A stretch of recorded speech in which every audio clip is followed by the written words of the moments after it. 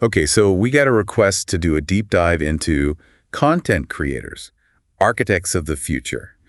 This book by Brian Matambo. Someone wants us to pull out the big takeaways, on how to create content today that'll still resonate with future generations. Pretty ambitious, huh? Yeah, definitely ambitious. But the book digs into some really interesting stuff. One thing that really grabbed me was how Matambo ties together the evolution of storytelling and the evolution of technology. Yeah, that's one of the first things I noticed, too. He goes way back, like, drums and cave painting. Real OG content, right. Totally. But his point is that each new tech leap, from the printing press to the internet to social media, changes the way we tell stories. And that impacts the stories themselves and what they end up passing on. Right, it's not just new tools, it's like a whole new way of seeing the world. And that's where things get a little, concerning, because Matambo says modern society might be building on a shaky foundation. Like we're outsourcing parenting to tech and algorithms. Yeah, he's not just talking about screen time, though that's a part of it. But it's more like the subtle ways tech shapes values, sometimes without us even realizing it. So instead of family traditions or religious teachings, it's algorithms and influencers shaping a kid's worldview. Right, like we're trading timeless wisdom for trending topics. That's a recipe for what he calls a crisis of identity. Exactly. But then it gets interesting because Matambo doesn't just say we're doomed. He brings up the Bible. Yeah. Wait, like the actual Bible, what does that have to do with creating content in the digital age? Well, he's talking about the power of storytelling. Yeah. He says stories like David and Goliath still resonate because they tap into these universal human experiences, Courage, facing your fears, faith, those are timeless, and that's why those stories have lasted. Okay, I'm starting to see where he's going with this. Yeah. So is he saying the Bible is like the OG content creator? And Yeah. what are we supposed to be doing, writing digital parables or something? Well, not exactly, but what he's getting at is that the Bible survived because it embedded values into its stories. And those values, they transcended time, technology, all of that. He wants us to do the same. Churches, traditional leaders, families, everyone creating content that doesn't just entertain, but that intentionally instills those timeless values. Okay, so faith-based documentaries, podcasts with inspiring stories, even reality shows celebrating different cultural traditions. I can see that being really powerful, especially for younger generations. They're the ones glued to those screens. Totally. And it's not just about the message, it's the medium too.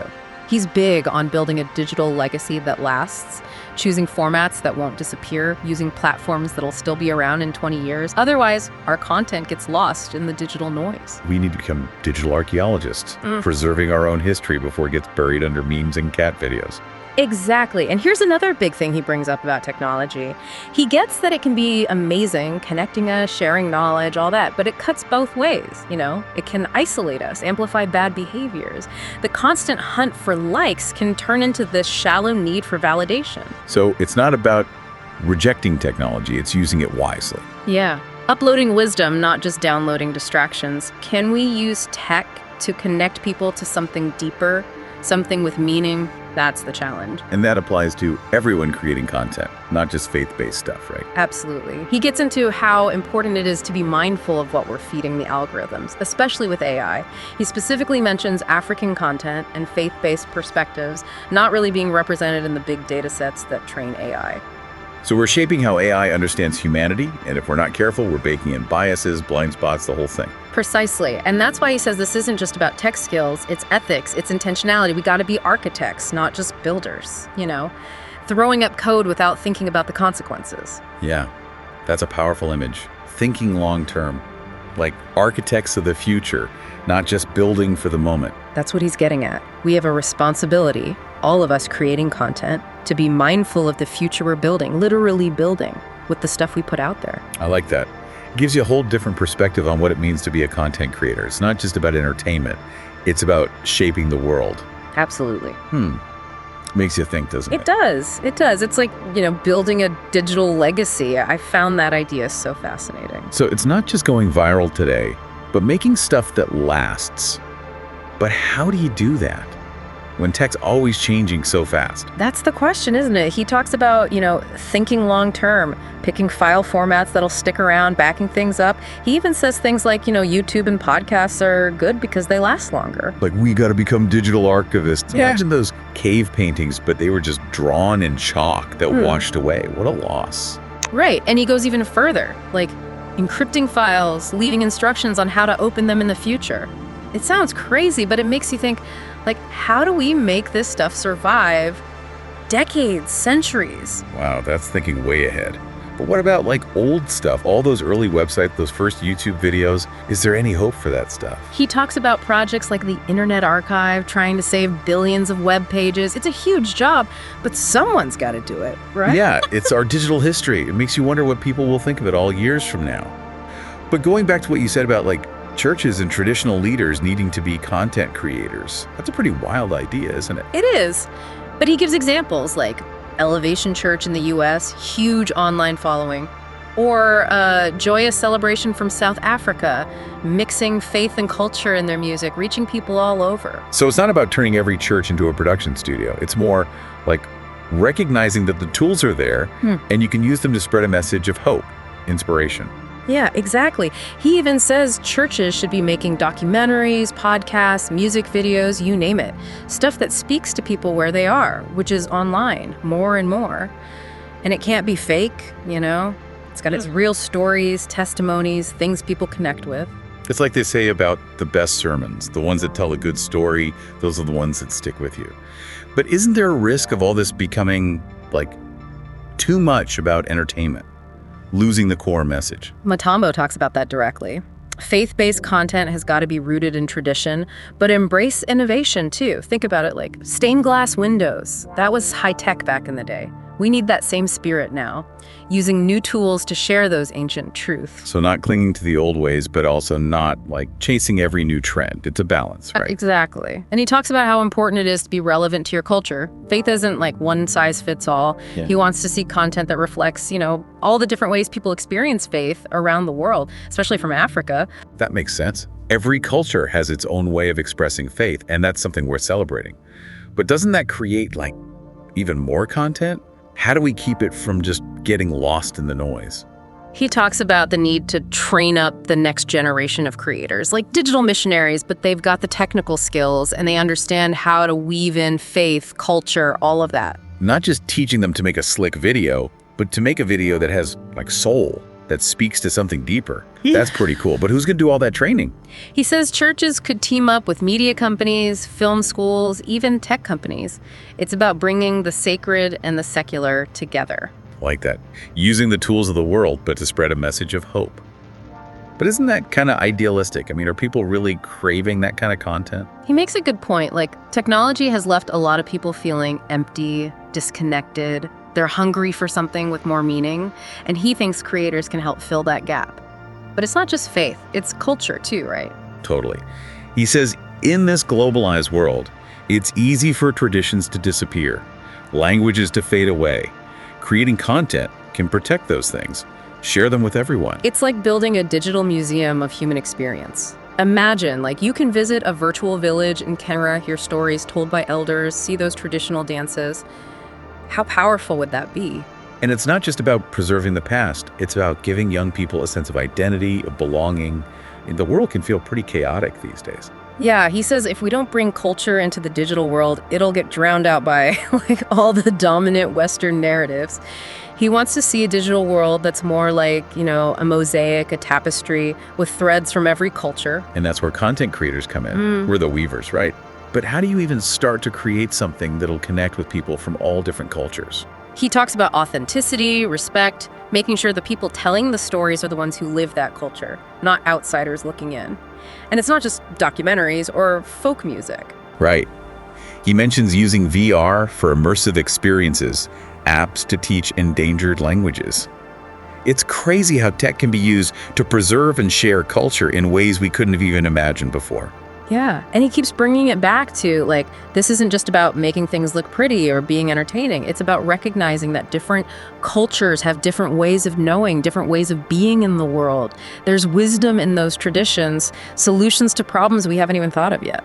So it's not about making content that's just exotic or different. It's about understanding the value of every culture, every story. Exactly. That's a big idea. It is. And he walks the walk too. He's a filmmaker, musician, storyteller himself. That's really cool. Shows you one person can make a difference. But I'm curious, does he talk about the business side of all this? Like creating this awesome content takes time, money, energy. How do you make it last? Good question. He touches on that. Talks about supporting local creators, investing in cultural initiatives, even suggests churches could be like centers for content creation, giving resources and training to their communities. So it's not just solo creators out there. It's more like building a community, a support network. Totally. He thinks if we work together, we can make a bigger impact, create a movement that'll really change the digital world. That's a huge vision, but I love it. Recognizing how powerful content can be to shape the future, keep the past alive, create a world that's more connected, more compassionate. And he doesn't ignore the downsides either. You know, tech can be misused, misinformation spreads, cultures get exploited. Right, like any tool. You can use it for good or you can use it to hurt people. Exactly. He really emphasizes ethical considerations, being aware of the impact of your work. So it's not just about making content that looks good or even that inspires people. It's got to be responsible, truthful, matching up with your values. Absolutely.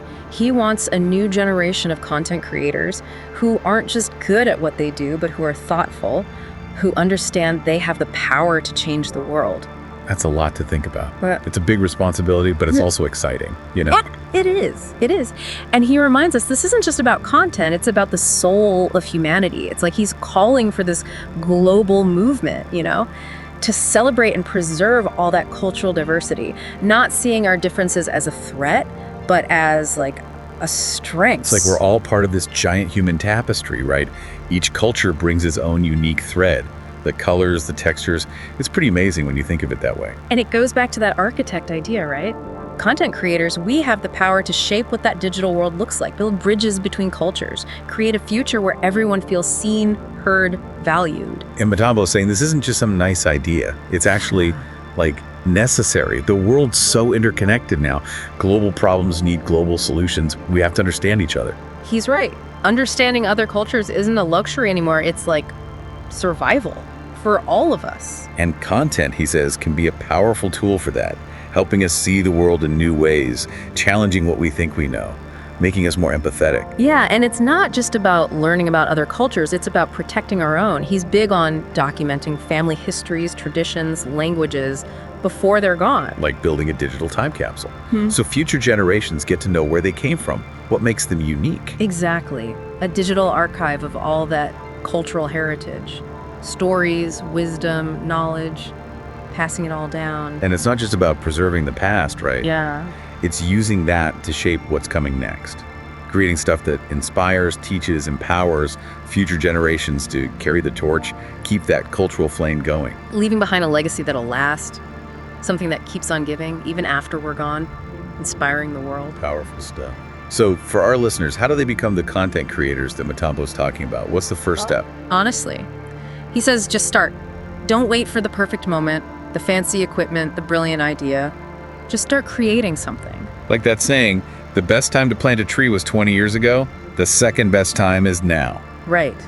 Every journey starts with that first step. And the act of creating, even if it's just a little blog post, a short video, it can be really powerful. It's all about getting started, trying things out, learning as you go, finding your own voice. And being intentional. Think about what you want to do, the impact you want to make. Make sure it lines up with what you believe in. He wants us to be architects, not just builders. Yeah. Right? Making stuff that's not just entertaining, but meaningful. Something that'll last. And be yourself. Share your perspective. Let people hear your voice. He doesn't want everyone sounding the same. He wants all those different voices, styles, ways of seeing things. And connect with each other, support each other, learn from each other, share what you know. It's about working together, amplifying each other, creating a movement that actually changes things in the digital world. Yeah, and remembering it's not about getting famous or rich. It's about making things better, even if it's just a tiny bit. It's using what you're good at to connect with people, to inspire them, to make a difference. And he thinks we can do it if we do it together. One story, one post, one video at a time. So if you're feeling fired up after today's deep dive, go check out Content Creators, Architects of the Future. It'll really make you think. It's only $12.99 on Amazon, less than a couple of fancy coffees. Small price to pay for something that could really change how you see things. Links in the show notes. Thanks for joining us for another deep dive. We'll see you next time.